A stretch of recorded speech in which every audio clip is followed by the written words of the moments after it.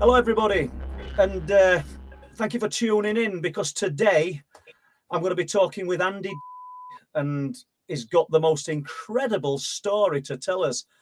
It's one that's so unusual. It kind of, I stepped back and had a little think about it when I first heard it. Everybody's heard me talk about the cryptids and my views on them, and the fact that I never thought I'd be interested in them, quite honestly, but there's just such an overwhelming amount of reports coming in now. And Andy's, it's quite unique. There are reports like it, but it's so interesting. So, Andy, thank you for agreeing to talk to me. Thank you. Well, listen, thank you for having me on, Paul, and Les as well. It's the first time I've just met him trying to set this thing up, but we've got it going. Yeah, it's something that I've had with me for 40, not brilliant with maths. Well, anyway, over 40 years. Yeah, I was 8 years old, and it was 1980, and I believe it was either my birthday or the day after. Okay. So basically what it was, all I remember, because the thing is, last night, I couldn't really sleep very well because I was just trying to go through in my head, is there anything I can remember, because it's like, yourself, you come onto a podcast, I've never been on one before, I'm just trying to think, is there something that I could potentially remember, Yeah, but so, you've just given us the bare facts and take us back to being 8 years old, and I've heard this once, and I know anybody listening to this, Andy, they're going to be enthralled, because you get a feel for when something's genuine, and I feel that you're telling me a really genuine story. I mean, it's like, okay, I'll just start from what I remember, Paul. I remember being in my bedroom, and I'm not sure if I fell asleep, but I know for a fact I woke up, and I remember getting out of bed, and I was playing with this this toy tractor. I know it was a metal tractor. I know it seems irrelevant, but it's relevant. It's good. Paint us a picture. If I remember all the little details I can, then it just flows. Then I remember having this little metal blue tractor, and it had these like wooden logs, square wooden logs and stuff. I remember stacking them up and just messing around with it, Paul, and it must have been some time, I must have been playing it for, probably about an hour, maybe even longer, I don't know. But it comes to a point where, for some reason, I decided to go into my father's bedroom. So I remember coming out of my bedroom, walking along the hallway, opening the door, pushing the door. I didn't lock it. I know for a fact I didn't lock it, because I knew from a little kid I never locked my own door. No. So I remember climbing into the bed, into my father's bed, and he was sleeping to my right, and I got in on the left-hand side. Yeah. And I just remember, Paul, getting into bed, and I was still awake, but it was like I don't really know, but it's like January the 8th, January the 9th, but it was still fairly dark, but it wasn't too dark where I couldn't see anything, Paul. That's do you know what I was mean? going to say. What time do you think? I know you're 8 years old. Yeah, I'm thinking now as an adult, I'm thinking maybe it could have been like 5 o'clock or something, because it was like dawn. Yeah, AM. We're in AM. We're in AM. Oh yes, yeah, definitely AM. Yeah. And anyway, I just remember lying down in bed. Sorry if I'm pausing. It's just because I'm trying to relive. It's good, Andy. You'll just do it at your pace. And I remember lying down, and my father was asleep to my right, and then even now it's just like I remember looking over to my right, because that's where the bedroom door was, and I just remember the door handle coming down really slowly, Paul, right, and then the door started opening. And I'm thinking, to be fair, I don't think I was thinking anything. I think I'm just thinking, what's happening? Yeah, I guess my mind was blank. I didn't know. Yeah. And I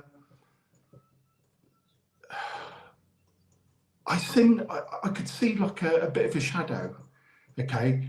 And the door was open quite wide. It wasn't open fully, but I'd say a good, I don't know, enough to fit a head in, okay? Because basically what it was, the head I noticed the head coming through the door, just like this, really slowly, Paul. And I was trying to think whether, you asked me that question the other day. You said, did it move its mouth or anything? And I can't recall that. No. I can't recall it. All I noticed was a head coming through the door and then slowly turning and looking at me. Okay. And it had its mouth open like that. Yeah. And I tell you what, Paul, what I seen, it was like the face was like a grill, like a black, like leathery face, and like I said, the nose, it was like really white. The bridge of the nose, I know, Paul, I seen it. It was a real figure. It was a real face. It was a real thing. Yeah, and everything else covered in fur except the hair. Okay, the nose was really wide, and the nostril, like a gorilla, it's got a really wide nose, but the nose inverts in. Yeah. It wasn't like that. It was like our nose. It's like a human nose, but it was really big, Paul. It was really wide. Yeah. I didn't see any ears, but all I know is the hair. It was like really tight black hair covering its the sides and under here, but all its chin and the whole of the face was like a black, like a dull, like a leathery, like a leathery sort of colour, Any sheen to it, or what? It a matte black, or I'm asking a lot. You were 8 years old. No. I know. Yeah, I think it's like a leather. It's like a leathery. Yeah. It was just a dark leathery, but it looked like a matte as well, if that makes sense. It looked like a gorilla's face. And I remember when it opened its mouth, the teeth. It was like all I noticed was like it had like canines here. I think it's on like the second teeth from the front. Yeah. Okay, yeah. But they weren't like really pointed, and they were just like really thick and stubbly, Yeah. And I'm sure it just had like flat, square sort of teeth. What were you thinking, Andy? When obviously because now you can see it in its form, this head. As a little boy, something demonic, Paul. Even now, like my voice, it's like, I can't even talk properly. No. And so we've got the head. I've probably took your train of thought away a little bit here, but we've got the head compared to a human head, fully grown adult. How big? I'd probably say twice the size, easy. Really? Yeah, and like I was saying, because the head was so big, it had to have been crouching. There's no way something like that with that size of a head could be like 5 foot tall. Do you know something, Paul? Right, when it come through, I just wanted it to go. Yeah. Just wanted it to go. Even now, it's like when I really think about it, it's really kind of heavy. Yeah. It was like demonic. It was like evil. It was like. Did you get a sense of shoulders as well? No. No, he just put the whole head in, like the neck part, but it was just like big, thick, like tight curl, Yeah, and you know then that there's just you and your father in the property. There's no one in. No one in at all. It was just me and my father. But we had we had two. Yeah, we're going to get to that. Yeah, the dogs. What did they do? But the thing is, though, Paul, right? The reason why we had these Alsatians is because my father bred. He bred Alsatians. He'd do some kind of. I'm not sure what it was, but he used to do like a dog training sort of thing for guard dogs and things like that. I see. Yeah. But no, there was no mention of dogs. There was no noise. There was no barking. There was nothing. So I don't know whether they're in the kennel or whether they're inside. I ain't got a clue. But they've got such a cute hearing, and they're naturally a guard dog anyway, an Alsatian. You would think that they would have reacted, but a lot of these stories, Andy, a lot of these accounts that people tell us, the ones that I hear about overseas and in the forests where people have got cabins and dogs the dogs get under the cabin out of the way and go silent. So what you when you told me the other day, the dogs, you were never made a noise. It's kind of runs true to what they were saying. I just can't get my head around how it got in. Well, do you know something, Paul? I don't know. No. I don't know, because the thing is, it was like a built-up area. There's loads of houses around. It was a place called Waverley Road in Leamington Spa, and if anyone's have a look, it was 70 Waverley Road, and it was right next door to an embankment with a railway line. Okay. And I don't understand. I just don't understand. But the thing is, Paul, I can't stress it enough. It wasn't a figure. I seen the shadow on the wall. I seen the whole, like you'll see me now. Even though you can see one side of my face, but you can see like a part of it. Paul, I don't know what to say. It was real. It was real. And so I think you said that you went under the covers at one time, did you? Oh, sorry. Yeah. What happened is, as I was looking at it, I just wanted it to go. Okay. Because it was evil, Paul. I don't know what its intentions were. I don't know. I ain't got a clue. But all I know is that it was very disturbing. Okay. Yeah. And I remember I was like on my back, but I was like really trying to just like put my hand behind me and trying to nudge my dad. I remember this. I remember clenching my fist with my fingers like that. Okay. And I was trying to use as little movement as I can, but I was trying to do it as hard as I can without any movement, And it comes to a point as well where he just wasn't, he wouldn't even move, Paul. He wouldn't move. He wouldn't make a noise. And is that unusual? Say that again. And would that have been unusual for your dad? Was he a light sleeper? Would you have normally woke him, do you think, if you'd have done that? Probably not, no. No, okay. No. So then you've done this. He's not woken up, and okay. Can I just go through the emotional bit here first? Please do. Because the thing is, Paul, right? There was so much happened in here before I got to the stage of covering myself. I just wanted it to go. Do you know what? As a kid, I wanted my breathing to stop because I didn't want to see. I didn't want it to see any, like my chest moving through the blanket. And as an adult, that is the most nastiest thing that I've ever experienced. And I was a child, Paul, and I wanted it to stop, and it wouldn't stop. And I remember it's kind of weird because I had all these things going in my head. I didn't want to look at it, but I thought if I just move my eyes, it's going to do. You know what I mean? I didn't want it to come in, Paul. I didn't want. You thought it was going to come forward, yeah. It was there, Paul. If it's coming through the door, what was to stop it from coming in? So I remember getting my hands like that, and I remember just really slowly. I'm sorry for the animation, but it has to come with it because of the experience, And it's just like really slowly until I covered my head.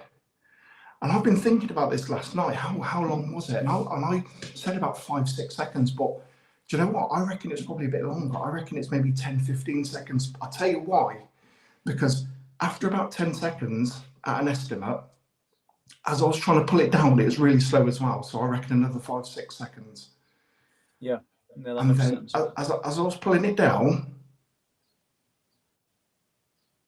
looked up, and it was still there. It was still looking at me. It was still looking in my direction, Paul. Yeah. And I didn't know what to do. I just wanted it to stop. Okay? It's as simple as that. I just wanted it, and it wouldn't stop. It wouldn't go away. It just wouldn't go away. And you're absolutely certain in your heart, and I will never know, that it knew it was aware you were looking at it. Yeah, it was looking at me, Paul. Yeah, got you. It's like me, say you're myself. It's like, yeah. But it was like, and the teeth, the way he'd done it, it was just, you know what I mean? You don't do that to a kid. You know what I mean? It's like. And can I ask you, did you tell your father about it afterwards? Yeah, well, the thing is, Sorry, I'm still back there, Paul. I'm still back there. I just didn't. I'm sorry. I don't mean to repeat myself. Okay, just do it at your pace. I've brought your train of thought again. I apologise. Yeah. Carry on, Andy. Okay, I wanted it to go and it wouldn't go, and I didn't know what to do. Okay, I was really scared. I was more than scared. It was. You can't explain it. There's no words for it, Paul. Okay, there's no words for it. Simple as that. And I remember its head retracting back out. Actually, no, sorry. It turned its head back so it was facing straight away from me. And then as it's pulling its head, the door, the handle, pulled it back like that. And then the handle went back up. But it didn't lock the door. Didn't lock the door. There were no, it didn't connect to the latch. No. And I've spoke to my family about it. Spoke to my dad. I mean, they know that I've got no reason to lie. Do you know what I mean? But I don't think they took it on board, Paul. No, the gravity of how it's affected you. Yeah, because it's. Don't get me wrong. It's a long time past. And you learn to get on with your life. You go about your business. But something, Paul? It's always there. It's always there. It's always there. Always there. Never goes. Do you still, God forbid this ever happened, but do you still kind of look around the room odd times in the darkness, thinking about it and thinking the potential that door could open again? To be fair, even though I've talked about it in the past and stuff, I try not to delve into that emotional side, because I try not to. Has this been difficult for you to talk about, Andy? Yes and no, and no in the respect of, I've experienced something, I've seen something, right? Why can't somebody else understand that? You know what I mean? Why can't somebody know that? Why can't I tell my family? Why can't I tell my friends and stuff? And they believe me, they believe my experience, but you know what I mean? It's like, they believe me, but there's no questions asked. There's no. In a way, they don't know what questions to ask you, Andy, because I would think, because it's so far out of what they perceive as being normal. And that's not me knocking your experience, because it's the same with. This is about you, not me, but just to dwell on this, it's the same with what I saw in childhood and these strange-looking beings. And I had nowhere to turn. I had nobody to speak to. And when I did, you almost fear speaking to somebody, because what you don't want after something traumatic is to be laughed at. Yeah, it's like, where do you go with something like that, Paul? So difficult. But the thing is as well, though, right, what, as an adult now, I'm thinking, right, am I the only one? No, you won't be. Because the thing is, Paul, right, if this is something that's common, or I don't know, or it's happened, how come, why am I bringing the government into this? Somebody must know something. Or am I crazy? I don't know. No, you're not crazy, Andy. And other people, I would hazard a guess that other people have experienced something very similar. But I don't think it'll be common. But obviously, I don't know that. I don't think it'll be common. But you've had a traumatic experience in childhood that's quite unique. But other people will have experienced it, and by talking about it, it might bring somebody else forward. It might bring other people forward and said, that happened to me, because it's a brave thing to do, to talk about it, I think. And you've laid it out there. It's not like, I don't know, 2 or 3 hours of some kind of encounter. It's a traumatic encounter that probably lasted, what do you think, Andy, from start to finish?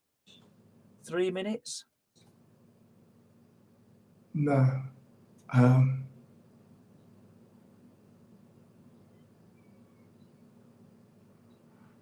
Probably about 4, maybe 5 minutes.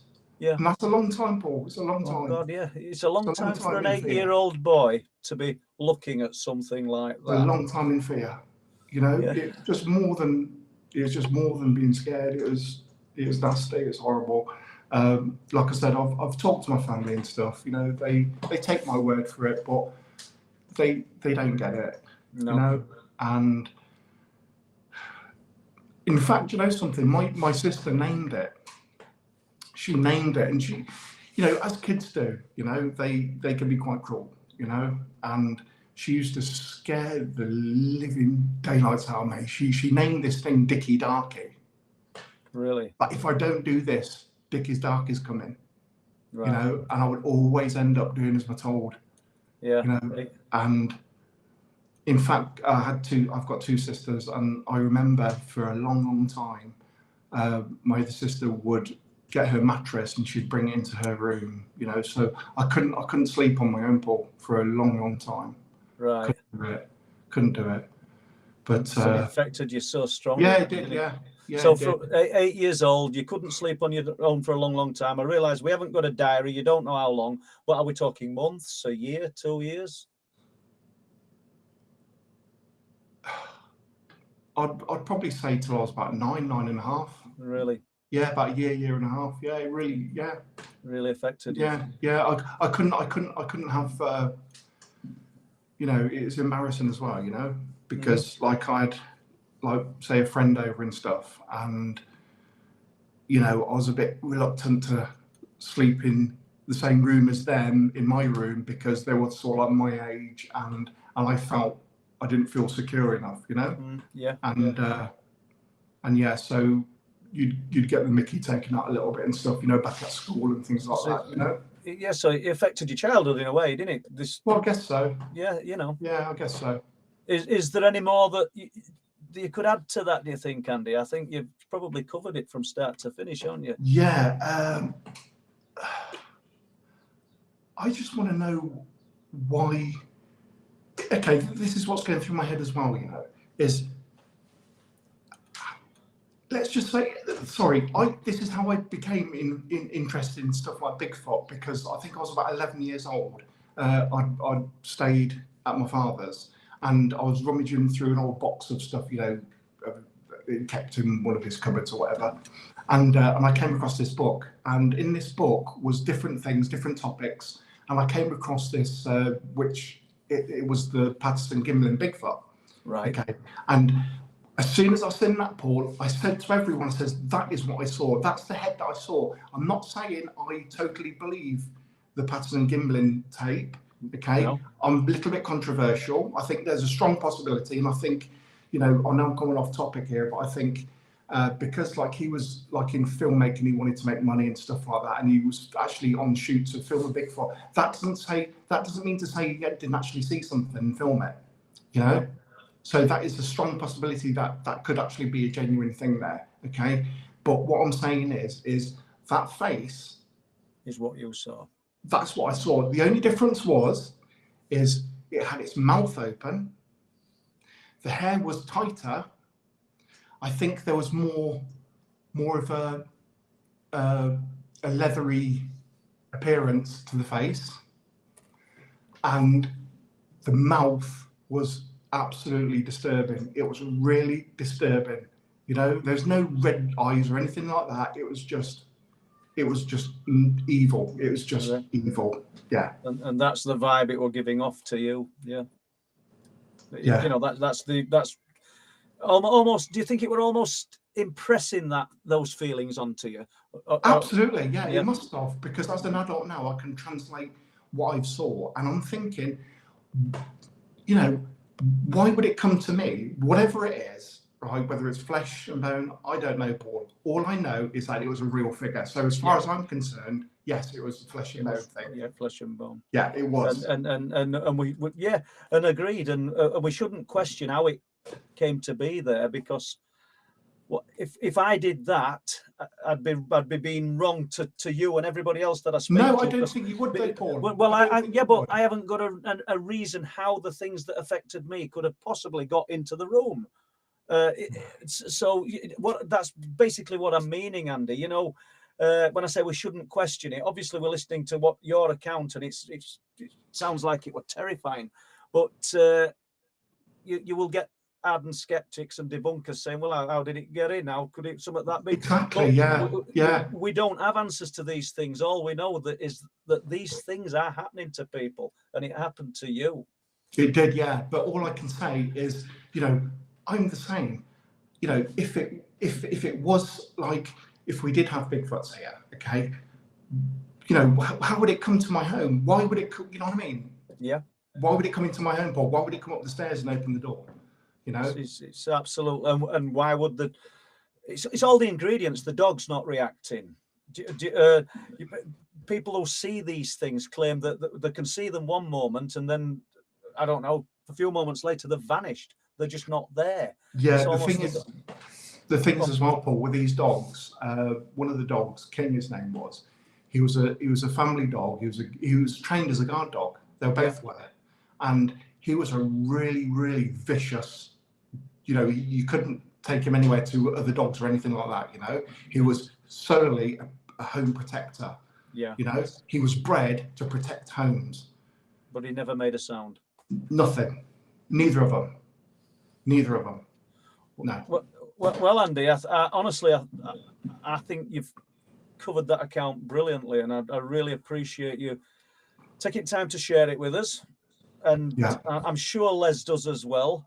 And yeah, providing you're okay for us to share this with a wider audience. Paul, absolutely. And I tell you why I am. It's because, for one, it's something that I seen. It's something that I experienced. It was something real.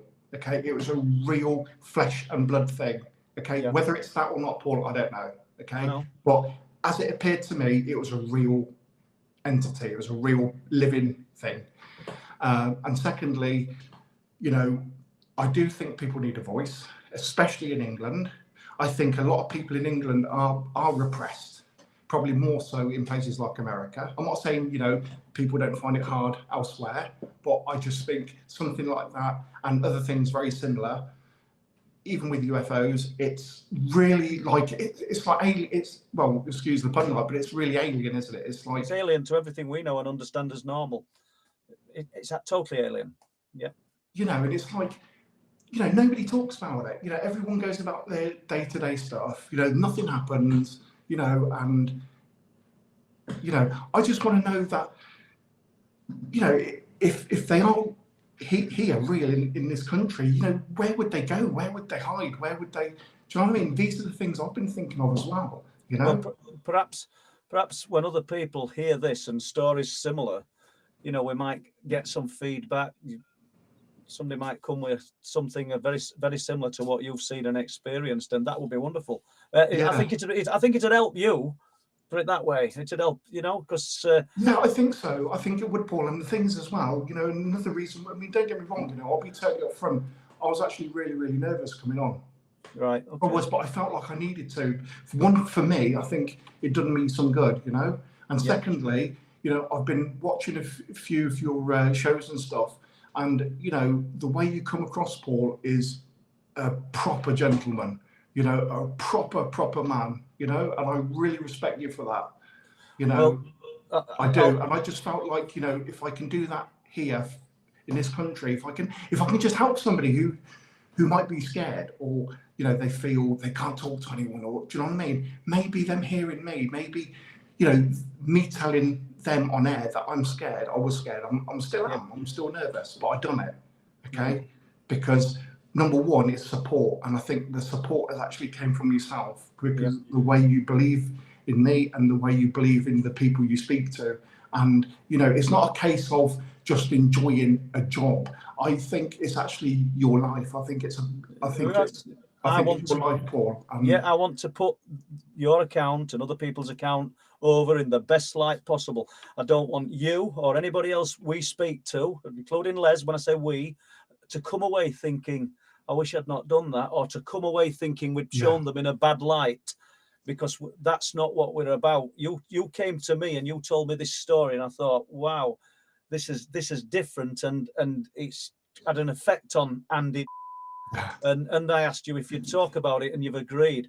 I really appreciate it, Andy. And No, and You I know, appreciate it, Paul. Thank you. And can you thank Les for me as well? well, really Les will appreciate probably it. come back to this, but so don't go away. But for anybody who's listened to this and listened to what Andy's got to say, it's come from the heart. I know it has, because me and Andy have spoke about this on a number of occasions. He's been kind enough to share it with us. So, Andy, from myself, Les, and the people who support Truth Proof, thank you. Thank you, Paul, and thank you, Les. I really appreciate it. Thank you. Thank you.